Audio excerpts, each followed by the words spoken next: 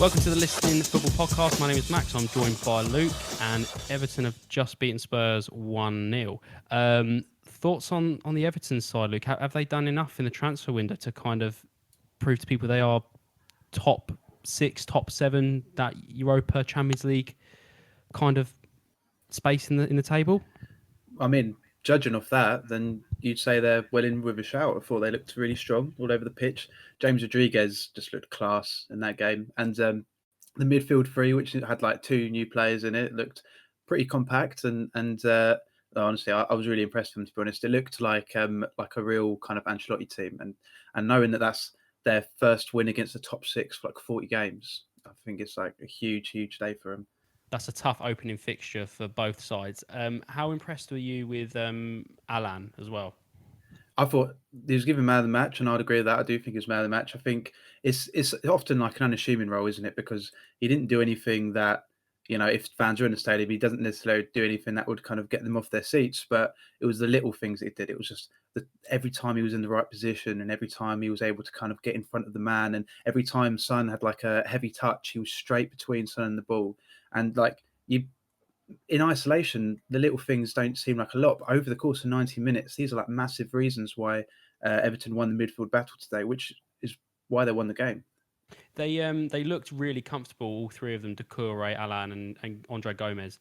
Was just kind of, they weren't swapping positions as such, but they were just aware of each other's space, and they are aware of who's going to, like, if Doucouré would advance a bit more, Allan would be more than happy just to kind of sit back and screen, and vice versa as well. You found a couple of times that Allan was advancing.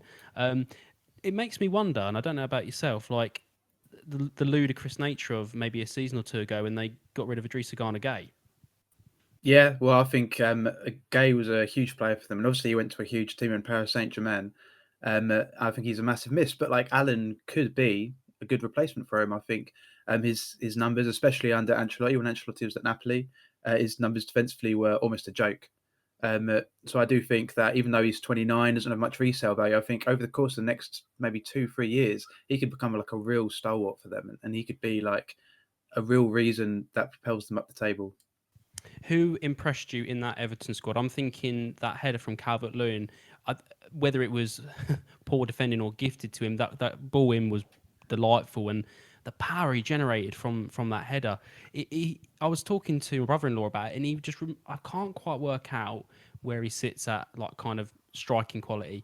At times he looks a bit like like peak Rondon, the strength that comes in, and other times we spoke about Callum Wilson and kind of the player he's like on the last episode. He's got glimpses of that, but I can't really work out where he sits in that quality bracket. Yeah, I think everyone's still waiting to find out, to be honest, because he's a really good physical specimen in the sense that he's big and tall and fast and strong. He runs the channels all day, and I think that's part of the reason why today, like, he absolutely bullied the Spurs back line. And I think maybe the one thing criticism you have against him is that he doesn't sniff goals really, but his goals have improved over the last few seasons, and like he does look like a different player under Ancelotti. From what I've seen, like, I mean, I don't think he'll ever be like a 20 Premier League goal season striker, but in terms of having someone up there that's going to do all the grafts and just have like the physical capability to do all the graft, I think he's a really good player for him, and they're still quite young too.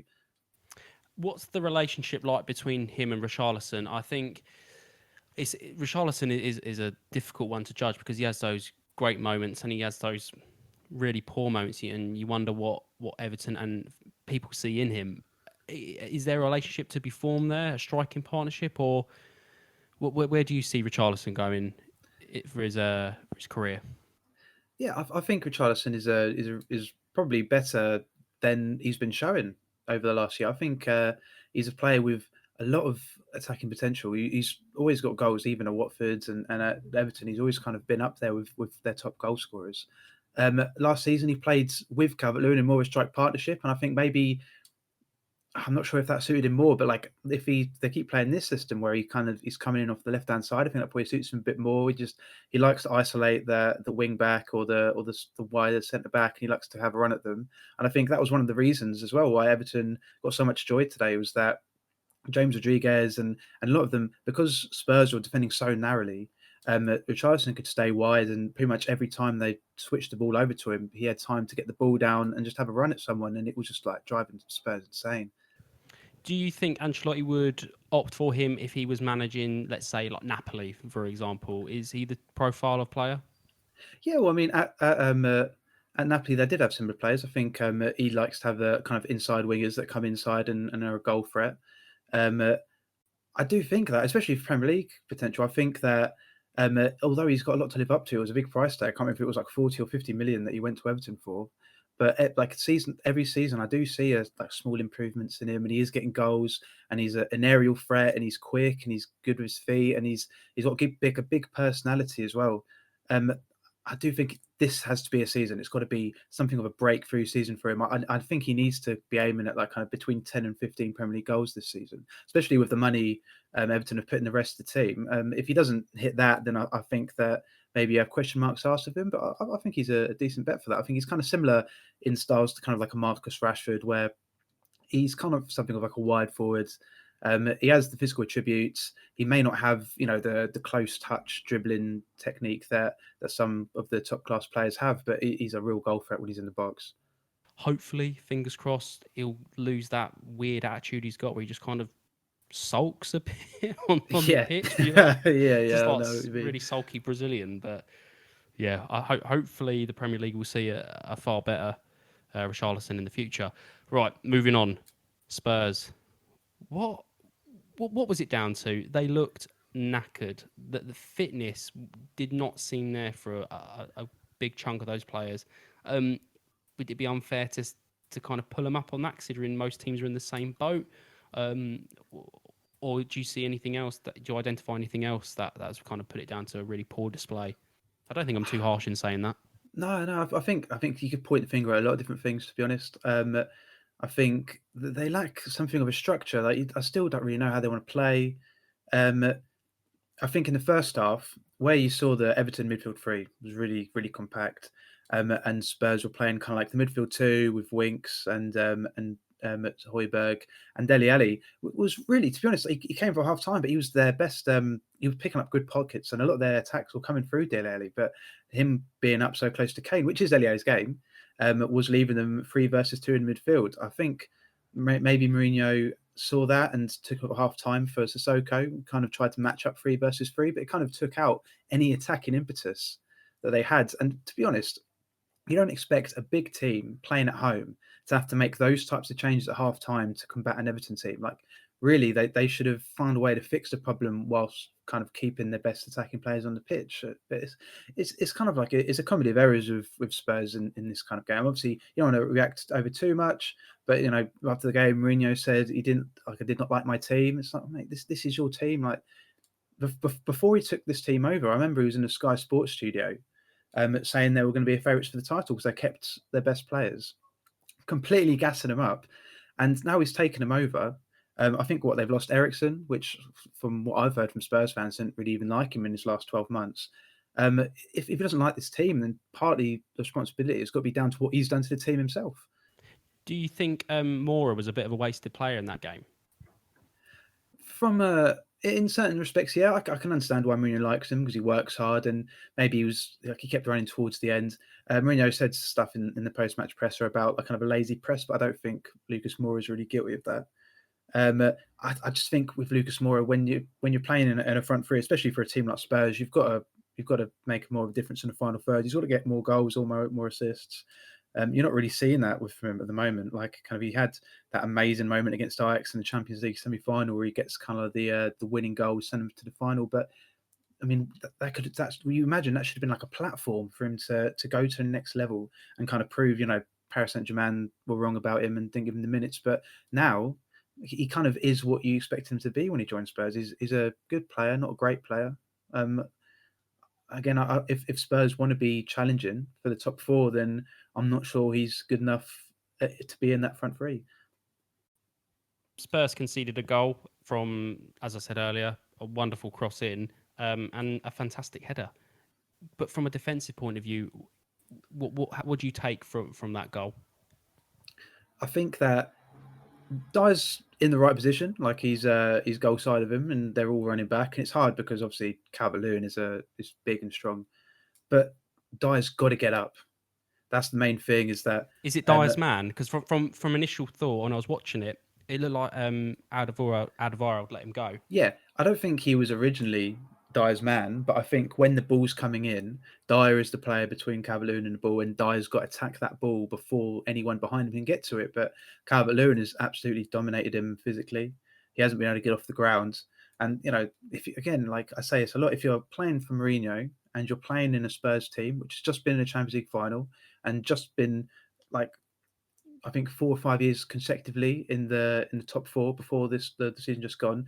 You've got to be making these kind of like little things. Like this thing I was talking earlier about Allan is that Allan did a lot of little things, but like if he missed one of those little things, then that could have been a goal that Spurs scored. Like this is something that Dyer should have dealt with.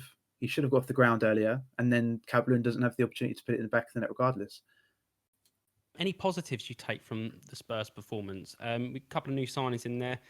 Did I think much of Doherty in that game? Probably not. He didn't have the best game, if I'm being totally honest with you. What about Højbjerg?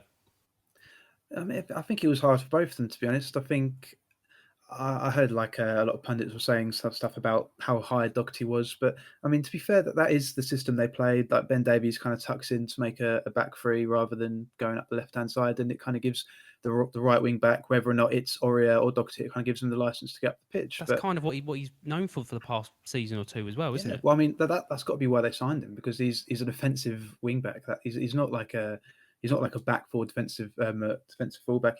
This is why they signed him, but it's the structure, isn't it? Is that they went a goal down. I didn't see the press, and Mourinho can say it about the lazy press as well. But like they weren't pressing the back line, they weren't taking risks, they weren't defending the width of the pitch, and that was part of the reason why they were able to ping the balls out to Richarlison every single time, and he was completely free. Is because they were so narrow. And towards the end of the game, you've got to take a risk. You've got to defend wider, trying to win more balls. I don't understand why it's taken.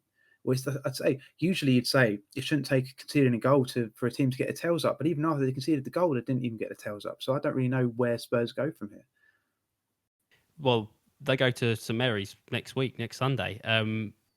Interesting. Yeah, what can we expect from kind of classic Mourinho coming back from a game with a loss under his belt?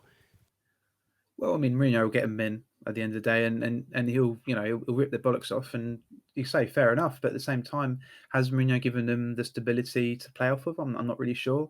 But when they go up against Southampton, like Hasenhüttl's going to have that team ready to take advantage of any weakness that they come with. They're going to press them high. Mings is going to be pressing the centre backs. Spurs will be ready to deal with that. And I think today part of the reason why they lost against Everton is that they just gave them so much possession, and they almost kind of allowed Everton to ask too many questions of them. Do you worry for Spurs after a performance like that? Do you worry from like an opposing fan's point of view of an Everton performance like that? Yeah, I think both, to be fair, but at the same time, it's one game, so you kind of have to curb expectations. Is that I remember when like a Man United team, when they first signed Van Persie, losing to Everton on the first day of the season, and I've had a great time because Van Persie didn't score and he looked quite blunt, and then after then they looked fantastic and they wanted to win the league. So one game pretty much means nothing, but you've still got to analyse it as it is, and you've got to take the flaws, because if Spurs, who have got a hard fixture list coming up, they've got a lot of games to play. If they continue going the way they're going, then they could be out the top four race before not too long. And if they don't challenge top four this season, you've got to understand where does that leave Mourinho? It's an interesting thought, and I'll be really interested to see how they respond to that next week. Also, actually looking forward to watching that Everton midfield again. I've really enjoyed it. The fact that Sigurdsson is now kind of being reduced to the bench, admittedly, he's not the player he once was, but it's quite an exciting time if you're an Everton fan. Like I said, it's one game, but to be honest with you, open fixture, you win, you keep a team like Spurs at bay, I'll be very happy. Yeah, I completely agree. You can check us out on Twitter at Time to Listen In. The podcast should be going up on iTunes and Spotify at some point in the future, but for now we're just going to post them out on YouTube and do a few clips. Cool. Nice one, mate.